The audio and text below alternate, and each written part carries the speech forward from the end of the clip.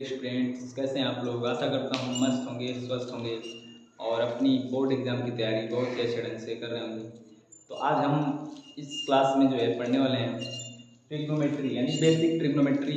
जैसा कि आप जो है ट्रिग्नोमेट्री हर एक एग्ज़ाम में आती है, न केवल क्लास 10th के बोर्ड एग्ज़ाम में आती है, हर एक जगह आती है। तो आज जो है हम बेसिक ट्रिग्नोमेट्री कवर करने वाले हैं। उसके बाद जो है देखेंगे इसमें कि क्या क्या पढ़ना है हम लोग को। तो चलिए बिना देरी किए स्टार्ट करते हैं आज की क्लास को। तो चलिए देखिए आप, जैसे ट्रिग्नोमेट्री, तो ट्रिग्नोमेट्री का मतलब है तीन कोणों की। ट्री का मतलब होता है तीन, और उसके बाद यहाँ पे गोनों का मतलब होता है भुजा, या हम बोल सकते हैं इसको कोण, और मिट्री का मतलब होता है मापन। तीन कोणों की मापन यानी तीन कोणों का जो मापन होता है उसी को हम बोलते हैं यहाँ पे ट्रिग्नोमेट्री। तो बेसिकली हमें ट्रिग्नोमेट्री में सीखना है कि कैसे तीन कोणों को मापा जाता है, और जो तीन कोणों के मापन है उन्हीं को बोलते हैं हम ट्रिग्नोमेट्री। और ट्रिग्नोमेट्री जो है आपका, इसको जो है मेन रूप से अगर कहा जाए तो एक प्रमेय हम जानते हैं, क्लास 9th में भी पढ़ चुके हैं इस बात को, पाइथागोरस प्रमेय।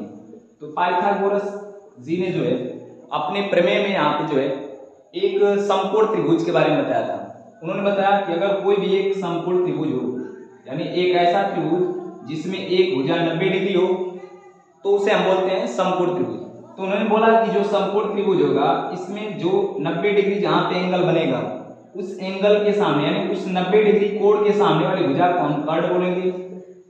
और बाकी जो भुजाएं दो बच गई, अगर हम यहां से देखें, अगर यहां से हम देखना स्टार्ट करें, अगर यहां से हम देखें तो इसके सामने वाला जो भुजा होगा, जैसे इसको हम नाम दे दें ए बी और ये आपका है सी। तो हमने कहा कि यहाँ पे अगर हम सी से देखना स्टार्ट करें तो ए बी भुजा सामने आएगी। तो जिस एंगल यानी जहां से हम देखना स्टार्ट करेंगे उसके सामने वाली भुजा को बोलते हैं लंब, और जो बची हुई भुजा होगी वो आपकी होगी आधार।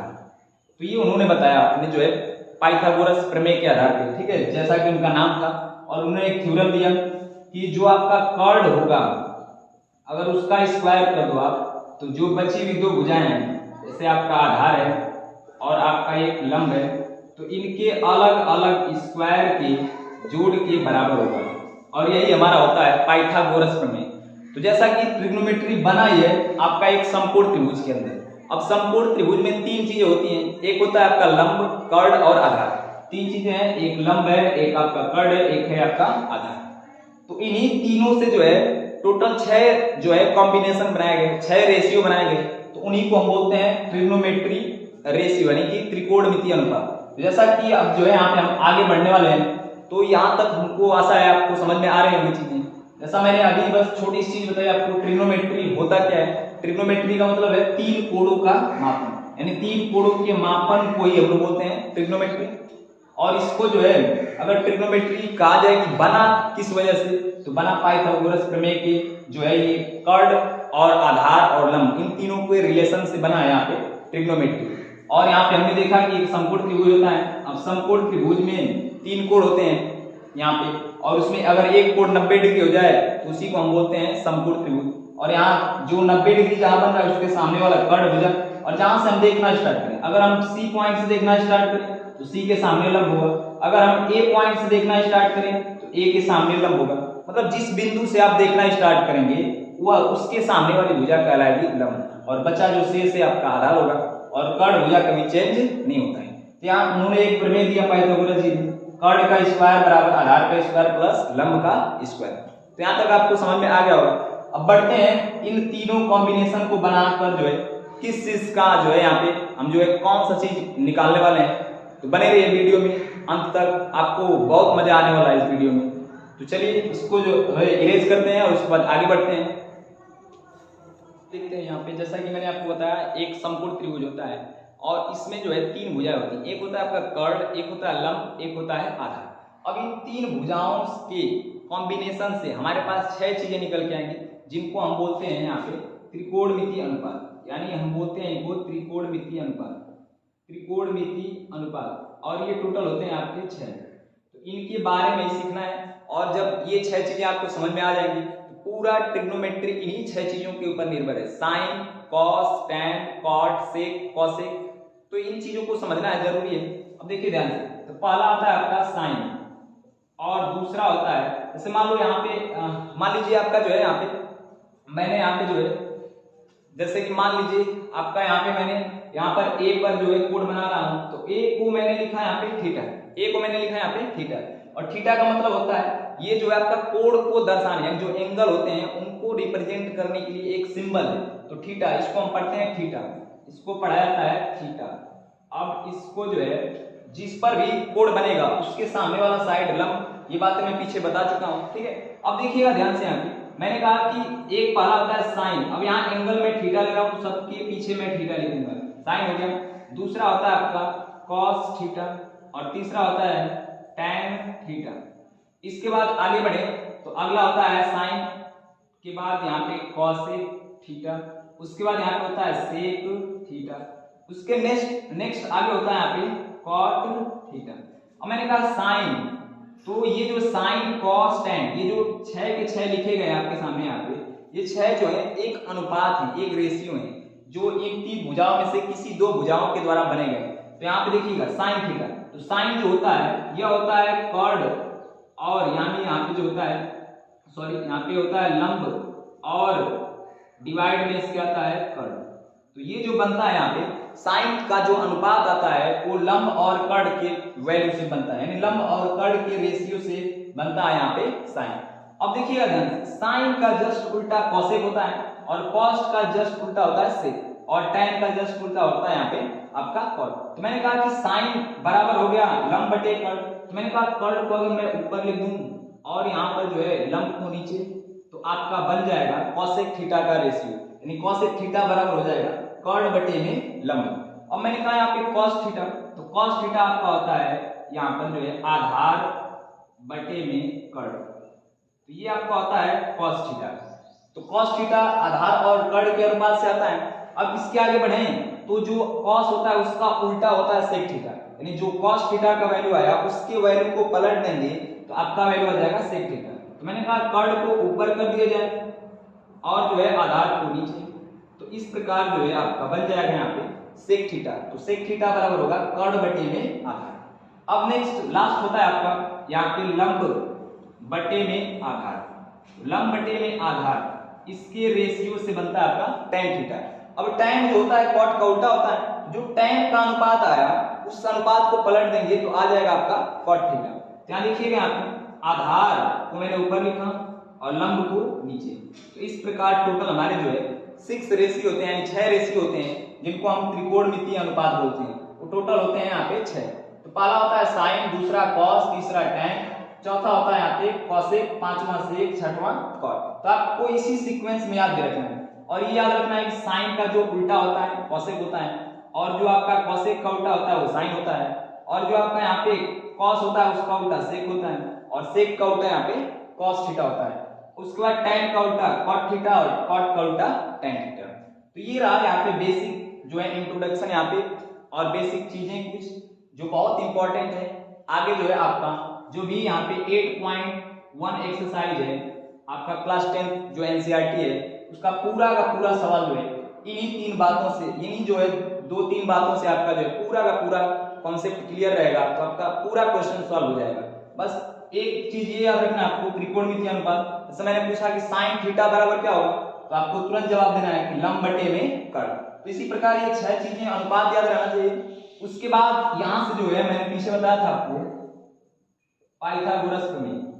तो पाइथागोरस प्रमेय के आधार पे आपको जो है ये प्रमेय याद रहेगी, तो पूरा एकदम 110% मुझे विश्वास है यहाँ पर जो है आपका 8.1 में एक भी क्वेश्चन जो है गलत नहीं होगा, और सभी क्वेश्चन आप खुद सॉल्व करेंगे मेरे साथ। तो यहाँ देखिए पाइथागोरस प्रमेय मैंने सूत्र बताया आपको, कर्ड का स्क्वायर कर दें और लंब का स्क्वायर कर दें प्लस आधार का स्क्वायर कर दें, तो आपका जो मान आएगा वो कर्ड के स्क्वायर के क्या होगा, बराबर होगा।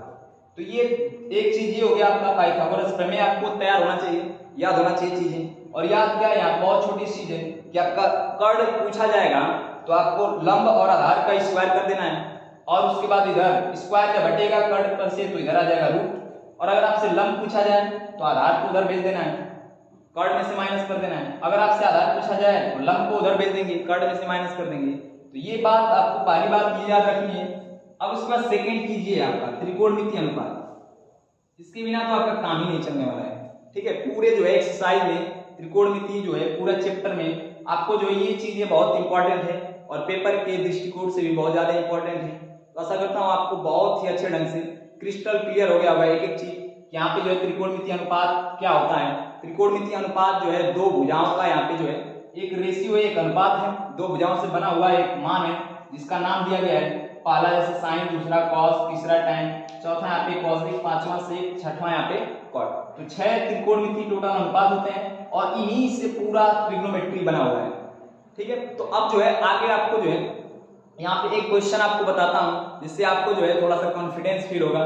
यहाँ जो सर ने बोला कि नहीं इसी फार्मूले, दोनों फार्मूले से जो है पूरा 8.1 खत्म होगा। तो चलिए स्टार्ट करते हैं इसको इरेज करके। अगला क्वेश्चन, एक क्वेश्चन लेते हैं आपके कॉन्फिडेंस के लिए। तो आशा करता हूँ यहाँ तक चीजें जो है आपको एकदम अच्छे ढंग से समझ में आ रही होंगी। तो इसको इरेज करते हैं।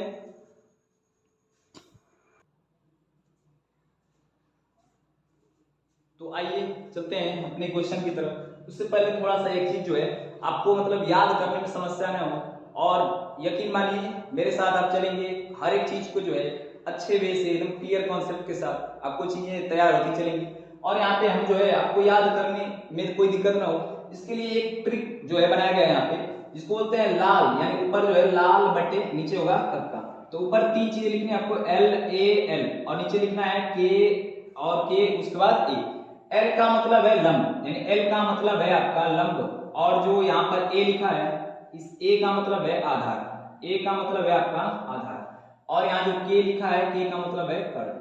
तो ये बातें आपको समझनी पड़ेंगी, यानी L का मतलब होगा लंब और A का मतलब आधार और K का मतलब कर्ण।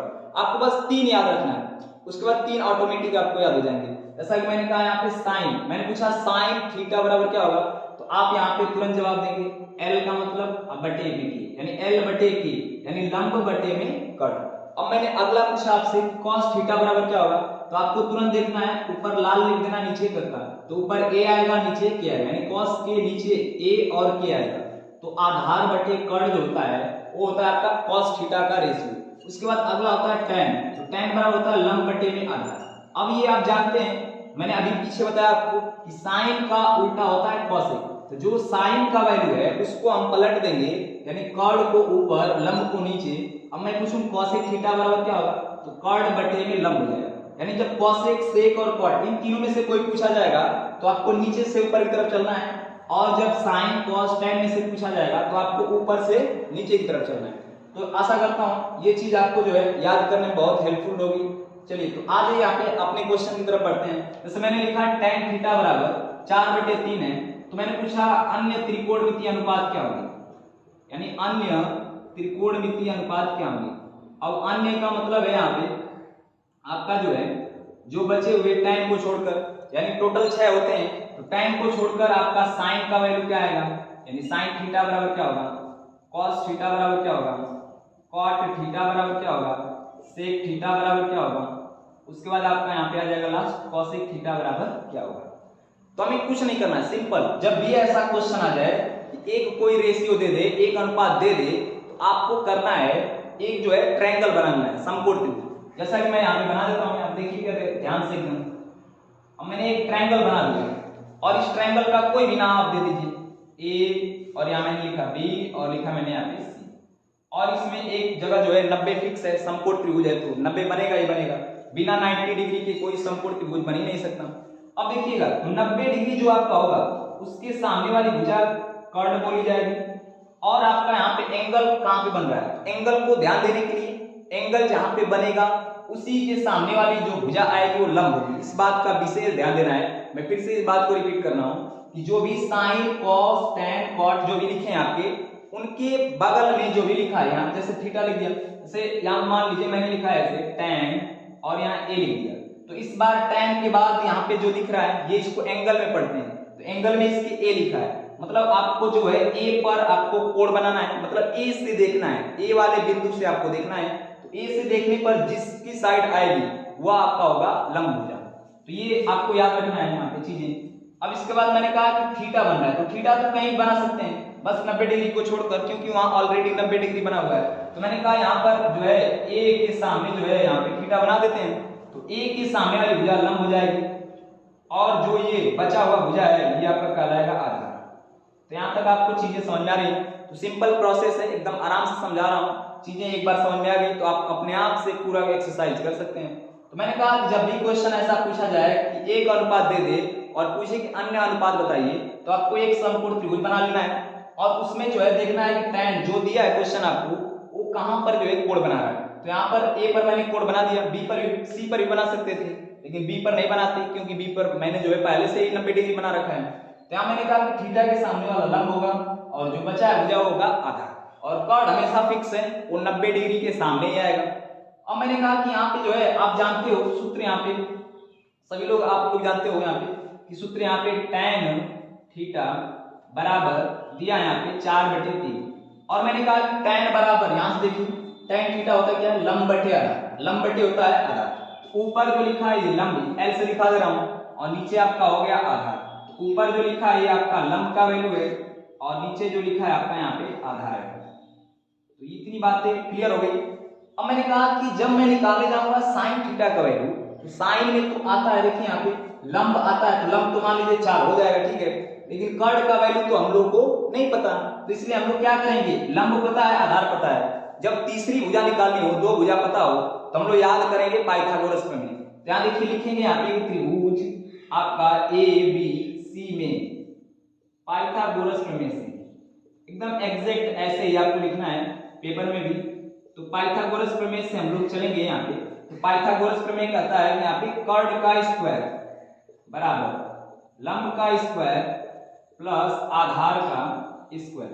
अब हमको पता है यहाँ पे कि हमें कर्ण का स्क्वायर नहीं चाहिए, क्वेश्चन में कर्ण का वैल्यू चाहिए, तो इसलिए इसका स्क्वायर हटाएंगे और जब b स्क्वायर हटता है तो इक्वल में हमेशा रूट लग जाता है। अब देखिए कर्ण का वैल्यू हम लोग को नहीं पता, तो कर्ण जो भुजा है a से c तक है, यहाँ लिखेंगे AC बराबर, और लंब का वैल्यू हमको पता है, यहाँ देखिए b से c, तो लंब आपको दिया गया क्वेश्चन में 4, तो यहाँ लिखेंगे लंब बराबर है 4, और उसके बाद आधार भी आपको पता है, आधार का वैल्यू है 3, तो यहाँ से हम लिखेंगे 4 का स्क्वायर और आधार आपका यहाँ पे 3, तो 3 का स्क्वायर।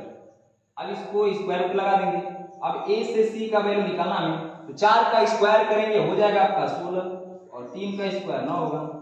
अब इसको जो है हम सॉल्व करेंगे, तो 16 में 9 जोड़ेंगे, यानी 16 में 9 जोड़ेंगे, 16 में 9 जोड़ेंगे, आ जाएगा 25। अब जो है जैसे हम इसका स्क्वायर रूट निकालेंगे, तो सबको पता है कि 25 का जो स्क्वायर रूट होता है वो होता है आपका 5, तो हमें जो है तीनों भुजाएं पता चल गई, AC भुजा 5 है और जो आपका BC भुजा है वो 4 है और AB भुजा आपका है 3, यानी कर्ण का वैल्यू आपका निकल कर आ गया 5। तो कर्ण भी पता हो गया, आधार भी पता था पहले से और लंब भी पहले से पता था। बस आपको यही स्टेप फॉलो करना है। आपको तुरंत जो है सबसे पहले एक ट्रायंगल बना लेना है और उस ट्रायंगल में देख लेना है कौन जो है कर्ण है, कौन आधार है, कौन लंब है। जिसका वैल्यू नहीं पता पाइथागोरस प्रमेय से हम निकाल लेंगे, जैसा कि यहाँ पे कर्ण नहीं पता था, कर्ण हमने निकाला 5 आ गया। अब इसके आगे जो है हमें क्वेश्चन में जो पूछा वो निकल जाएगा, बस आपको 3 चीजें पता होनी चाहिए, कर्ण, लंब और आधार। तब जो है साइन निकालना है, तो यही मैं कर देता हूँ, यहाँ पे देखिएगा साइन थीटा और निकालना है यहाँ पे कॉस थीटा, और हम लोग को पता है कि साइन का जो उल्टा होता है वो होता है यहाँ पे कॉसेक थीटा। जो साइन का वैल्यू आएगा उसी का जस्ट उल्टा कर देंगे तो आपका हो जाएगा यहाँ पे कॉसेक थीटा। इसके बाद आपका जो है कॉस का उल्टा होता है सेक थीटा। उसके बाद मैंने कहा यहाँ पे tan है, तो जो tan का उल्टा होगा वो हो जाएगा cot थीटा। तो यहाँ से जो है हम सॉल्व करेंगे इसको। अब देखिएगा, तो हमने बताया आपको कि साइन थीटा, तो यहाँ देखिए तुरंत लाल बटे करके से आ जाए यहाँ पे, तो साइन थीटा बराबर होता है लंब बटे में कर्ण, तो लंब का वैल्यू जो है आपका L बटे के लिख देता हूँ मैं, ठीक है। देखिएगा लंब बटे में होता है कर्ण, तो लंब का वैल्यू यहाँ से हम देखेंगे तो 4 है, तो यहाँ लिखेंगे 4, और कर्ण का वैल्यू आपका है 5, तो 4/5 ये आ जाएगा आपका अनुपात साइन थीटा, यानी साइन थीटा का मान आ जाएगा 4/5, तो ये आपका आंसर हो जाएगा।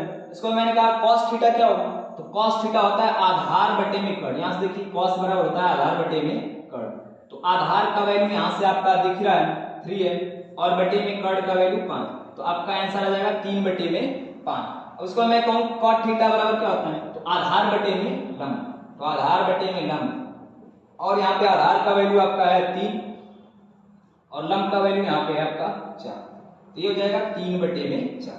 अब मैंने आपको बताया कि साइन का उल्टा होता है कॉसेक और कॉस का उल्टा होता है सेक। तो जो साइन का वैल्यू है उसी का जस्ट उल्टा कर देंगे, यानी 5 को ऊपर भेज देंगे और 4 को नीचे, तो ये आ गया आपका कॉसेक का मान। और मैंने कहा कॉस उल्टा होता है सेक का और सेक उल्टा होता है कॉस का, तो कॉस का वैल्यू 3/5 है तो सेक का हो जाएगा 5/3।